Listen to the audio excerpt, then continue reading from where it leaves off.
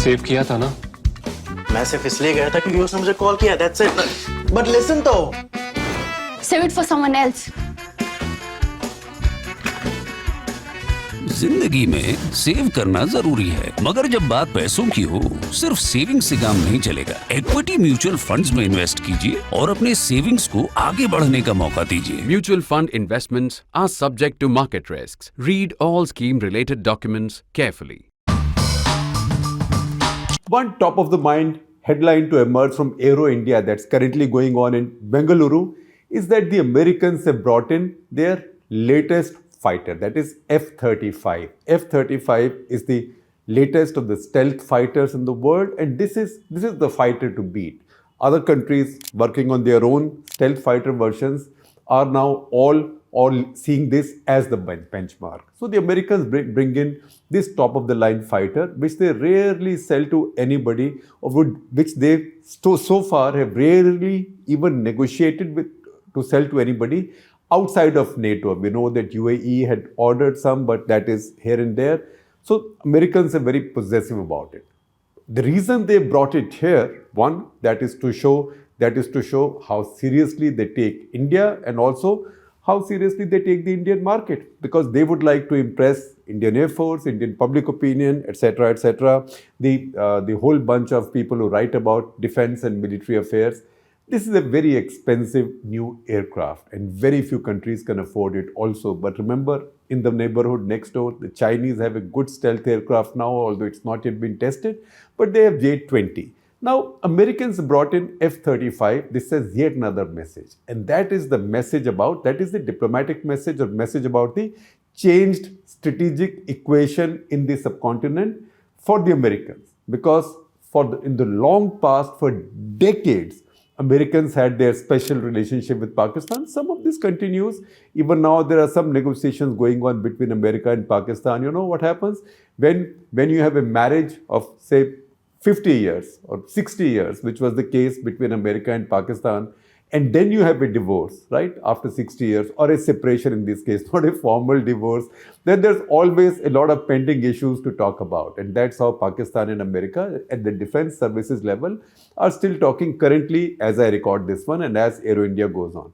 But Americans bringing it here also in a way underlines the fundamental shift in American-Indian strategic and military relations, and also gives us an opportunity to look at what has changed on the ground and how significant this change is. So let me make one straight statement for you. That this is that first time in India's history,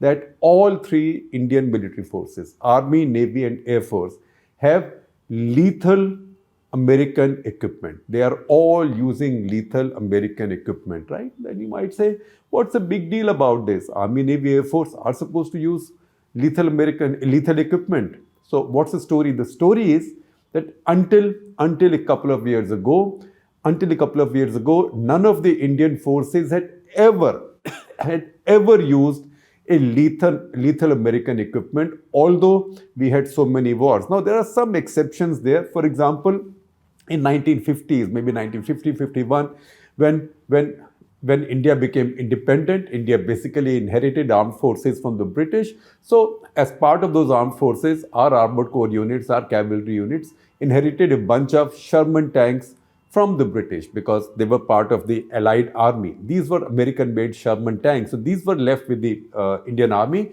And then, because the Americans were downsizing, particularly after Korea, etc., at that point, after the Second World War also, big downsizing took place. A lot of these tanks were available sort of almost at scrap price. So India bought another 200 of the Shermans then almost at scrap price, and then upgunned them, many with a French gun, AMX gun, and many later with a Soviet gun, right? So you can say that, all right, maybe early 50s India bought those Shermans. Can you call them American or not?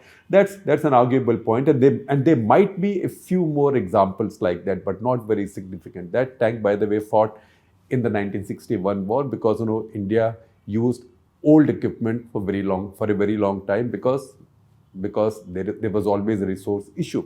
So If you get that out of the way, although that was not the classical, that does not fit the classical definition of buying an American lethal equipment to fight a war, even if you get that out of the way, it's the first time that India is employing lethal American systems, offensive American systems. What are these? Now, this is not a definitive list. So look at the Army first of all. Army has acquired, after a long time, after a long wait following the Bofors scam, the Army had continued using old artillery. And we know now that in today's battle, artillery is the final arbiter, as we have seen in Ukraine also. So Indian Army was stuck. Nobody wanted to buy new artillery.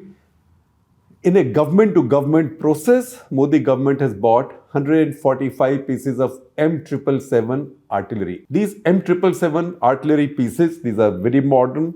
These can use specialized ammunition. Of course, there's always a struggle about getting sufficient supplies of that ammunition because this is not regular ammunition. But these can be lifted. These are light. They have big range, but these can be lifted. And these can be lifted by helicopters as well. And which helicopters would lift it? That also now India has acquired from the Americans. That is the Chinook. So combination of Chinook and M777 is quite effective. And if you see the borders with the Chinese, then you see the mountain ranges run sort of parallel. So you can use the combination of Chinook and the M777 to shift from one range to the other. And that way, this mobility adds a great deal of firepower to Indian Army. So Indian Army's latest modern artillery, and this is as modern as it can get in the world. Ukrainians are also using quite a bit of M777s in their war against the Russians right now. And these pieces have been recently gifted. So Indian Army has this super lethal American equipment.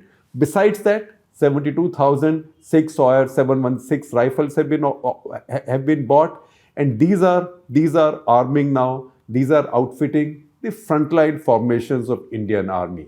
And as if this is not enough, Indian Army is also acquiring 6 Apache helicopters. Apaches, as we know, are rated to be among the most effective anti-tank helicopters for anti-tank warfare anywhere.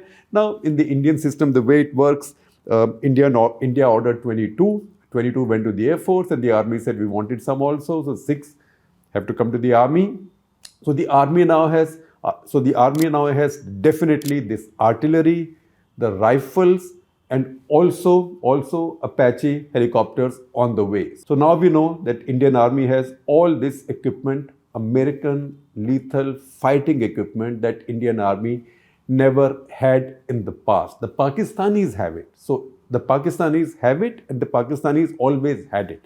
So the Indian Army always fought the Pakistanis equipped by American weapon systems and later subsequently by Chinese weapon systems, beginning with early 70s. Even in 71 war, they had quite a bit of Chinese systems, but India never had it. Now that is the Army.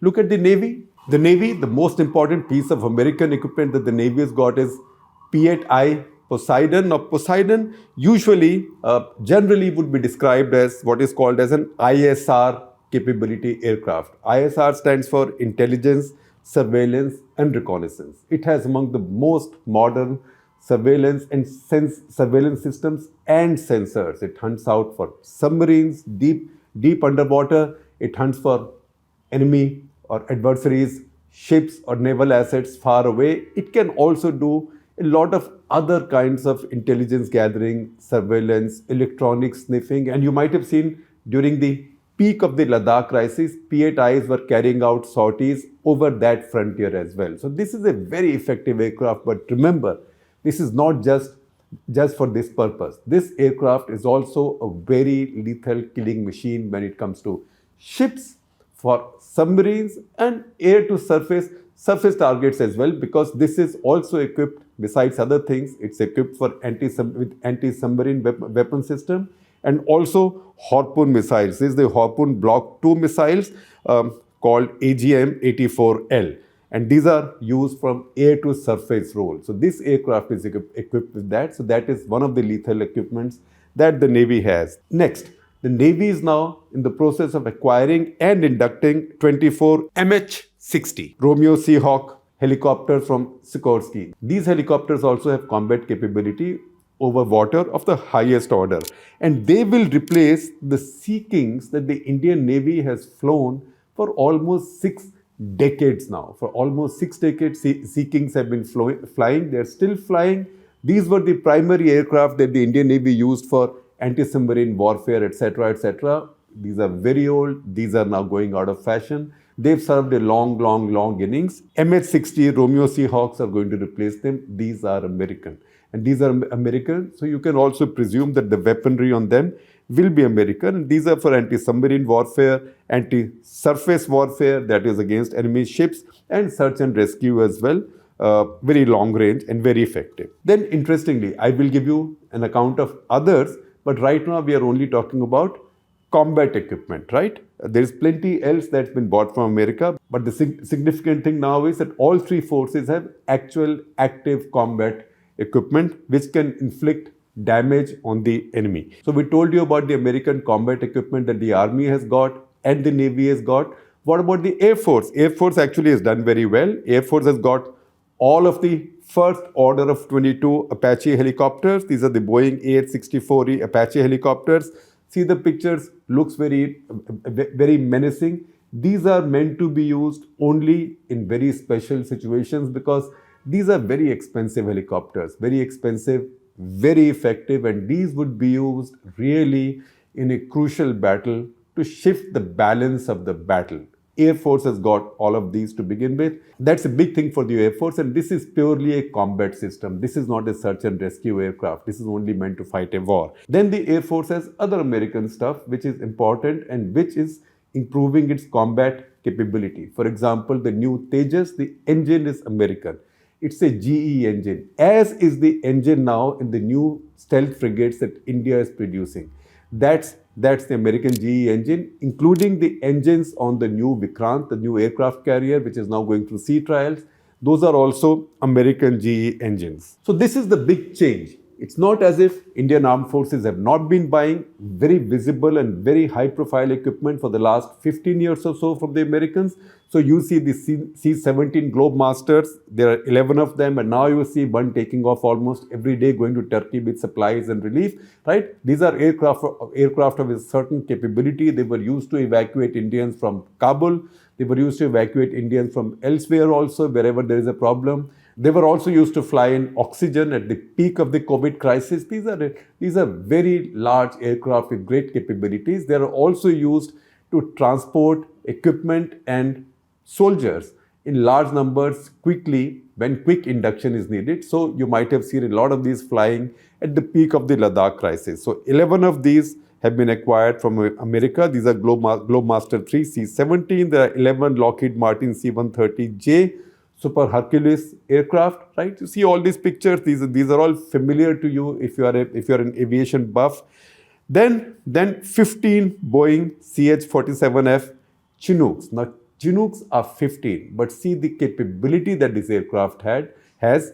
And I told you just a while back how effective the combination of a Chinook and the new M777 howitzer is, because Chinook can shift it from one place to the other, one range to the other very quickly. But these are not directly combat systems. Combat systems are the ones that we counted just a while back. Now, why is it so significant? And why is it, and how come is it that Indian Armed Forces never had lethal American combat systems? Americans always had effective combat systems. They were always available to sell. India is among the largest importers of military equipment in a long time, over a long time. America has been the largest exporter of military equipment in a long time. So how come India never bought from America or America never sold to India? So reason fundamentally is political and strategic. Political because in the very beginning, as the two countries became independent, India and Pakistan, India decided to take the non-aligned path. Pakistan was very happy. Pakistan was very happy to align with the Americans. Now, they aligned with the Americans in an anti-communist alliance. I don't think anybody in Pakistan cared very much about communism, but that was a good excuse. They were neighbors to Afghanistan. Americans always thought Afghanistan was Soviet Union's buffer state, so they wanted influence somewhere there. Pakistan exploited its strongest geostrategic asset, that's its location, and joined Seato, Cento, Baghdad Pact, as it was called, with the Americans. So they became an American ally early on. India by default, although India joined the non-aligned movement formally only in 1961, but from the very beginning leaned towards the left world or towards the Soviet world. So it's not as if India and Soviet Union became allies very soon. India signed up the first agreement with the Soviets to buy a major military system in 1961. That's the MiG-21 deal, and that was the deal that led to co-production of the aircraft in India. But until then, India wasn't really buying from the Soviet Union. But the Western world was worried that India might buy. India, for about 15 years, indulged in total self-denial. Until the war in 65, India did not go out and buy any effective equipment either from the American bloc or NATO bloc or the Seato bloc. Seato was Southeast Asian Treaty Organization, or even the Soviet bloc. What was India making do with? So say from 47 until about 65, 66, India mainly relied on what had been inherited by Indian armed forces from the British. So most of the equipment used by India, say in the 65 war, was British equipment. A lot of it was just inherited, what the British had left behind, as the Pakistanis had also inherited. But a lot of it was also what India bought out of the sterling credits that were left. This is a complicated legacy of partition and independence, that the British owed India a bunch of money in pound sterling, with which India was expected to buy stuff from the British. And that's how we bought our Centurion tanks from the British. We bought our Hunters and Gnats, the aircraft which formed the backbone or the bulwark or the cutting edge, whatever metaphor you want to use, of the Indian Air Force, say in 1961 and partly 1971 also, although by then a bunch of squadrons of MiG-21s and Sukhoi 7s had come in, so the balance had shifted towards Soviet weaponry across India's armed forces.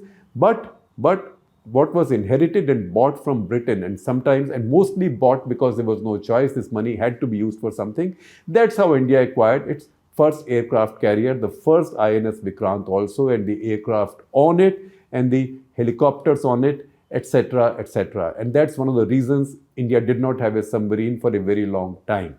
In fact, Pakistan brought the first submarine in the subcontinent, that was the PNS Ghazi, which they got from the Americans as part of their alliance deal, and which was sunk off Vizag in the 1971 war.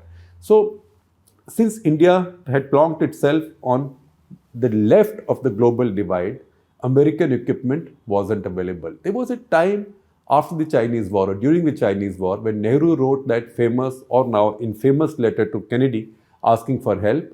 That was almost like somebody writing to their uncle overseas, to saying, "Uncle, send me," in old days, "send me a few pairs of jeans, sneakers, etc., etc. This goodies I don't get in India," right? That's how India was at that point. At that point, Nehru was desperate, so he was asking for weaponry like that. But so something had started moving. There was an American military mission set up in Delhi under a major general, but that lost its momentum because Nehru wasn't very fit, and soon Nehru became sick, and Kennedy got assassinated. Then Nehru became sick, and that American opening got closed very quickly as India leaned more and more towards the Soviet Union. By 1966-67, under Mrs. Gandhi, India's shift to the Soviet side was complete. Now India was also not buying anything much from the British. In fact, it was much later, in late 70s, that India bought the Anglo-French Jaguar. But India was now buying everything from the Soviet Union. So in the course of time, all of India's armed forces became more and more and more and more Soviet dominated. If you see pictures and videos of 1971 war, you see these missile boats striking Karachi. Those were Russian-made missile boats. The Soviet-made missile boats, the missiles they fired were Soviet-made missiles, so on and so forth. Even India's submarines at that point were Foxtrots, were vintage Foxtrots, all Soviet origin. So that was the Soviet decades of Indian armed forces. It is only in the past 15 years, because India was very insecure also, even when initial opening with the Americans took place.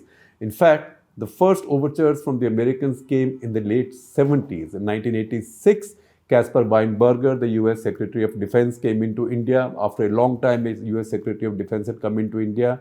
And there was some opening up. And there was some opening up at least at the political level. But there was no trust in India. And in fact, there was no trust mutually because Americans were not willing to transfer their new cutting-edge technology to India.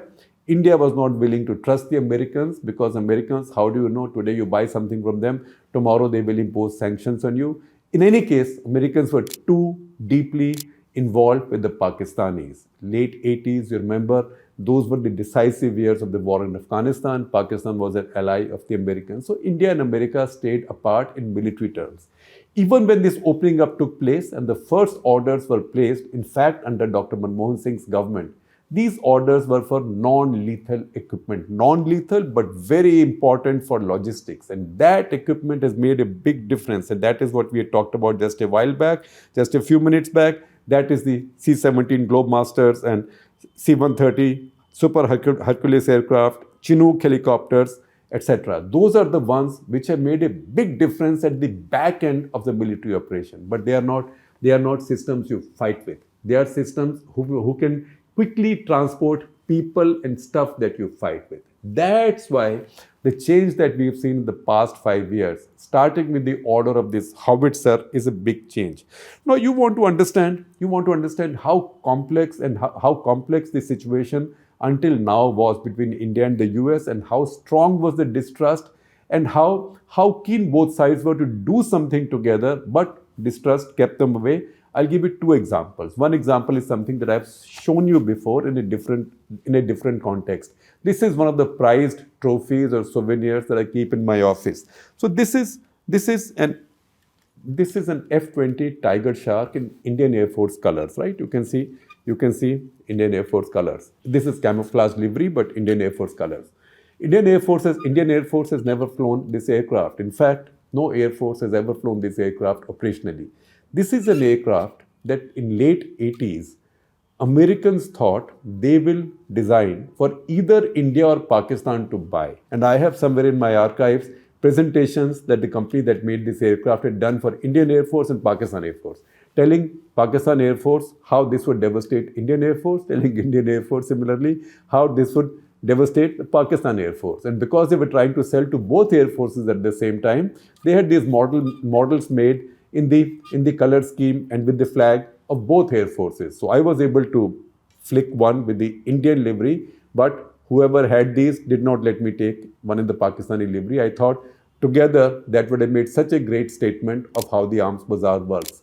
Nevertheless, why did nobody buy this aircraft? Because the Americans plugged it to India and Pakistan as a poor man's F-16. They said F-16 is very expensive, so it's a scaled down version. It's much cheaper than the F-16, but pretty much will do the job for you. In any case, you are a third world air force.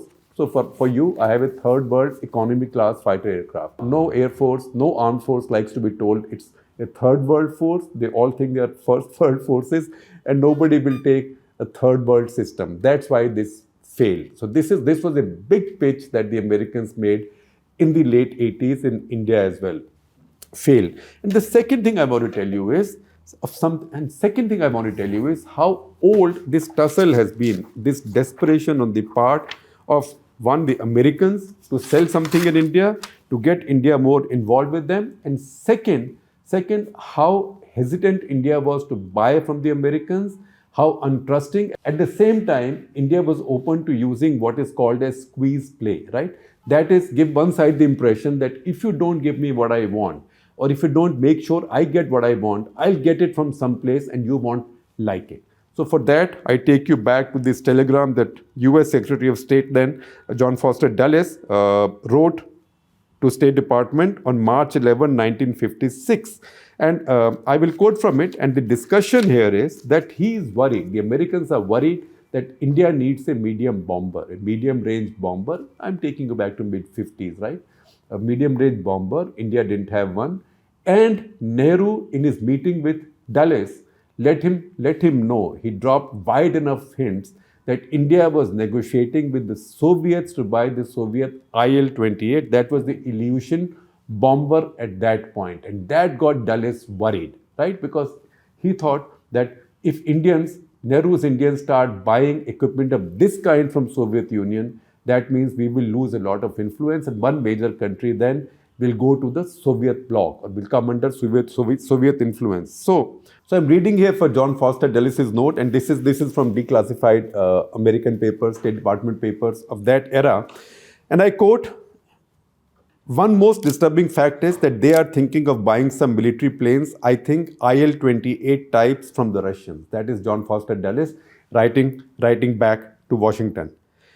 And I continue quoting him. "I had already been told by Selwyn Lloyd." Selwyn Lloyd was then British Foreign Secretary.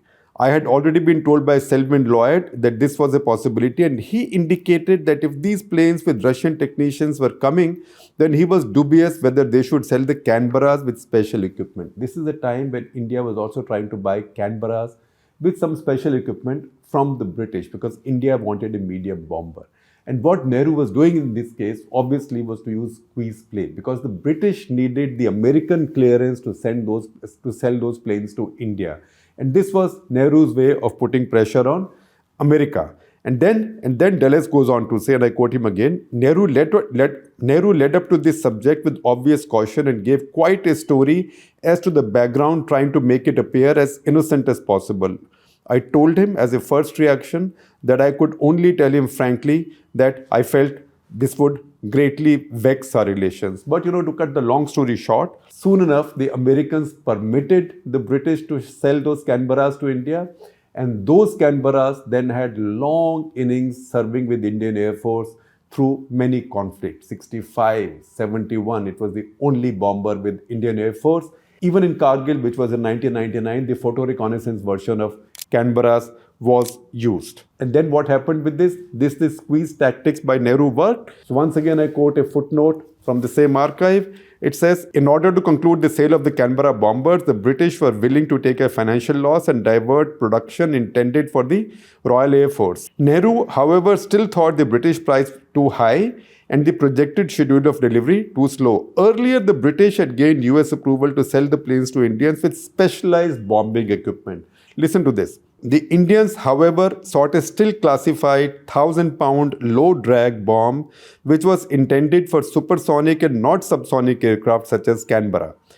Moreover, it was an external bomb, while the Canberras were fitted for conventional internal bombs. The United States was not prepared to sanction the release at this time to the Indians, though the British believed it would be the final sweetener. Right? So the fact is that even now, while Nehru was able to use squeeze play with the Americans to get them to sanction the sale of the Canberra bombers by the British to India, India still failed to get the Americans to relent on the release of this particular bomb, which might have made a big difference given the technologies of that era. So this story tells you the complexities that the two countries have negotiated over the decades.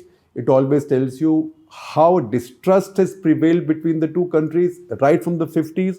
And that's how this helps put in perspective the change right now when all three forces, Army, Navy and Air Force, have lethal American equipment. And for all I know, more might be on the way.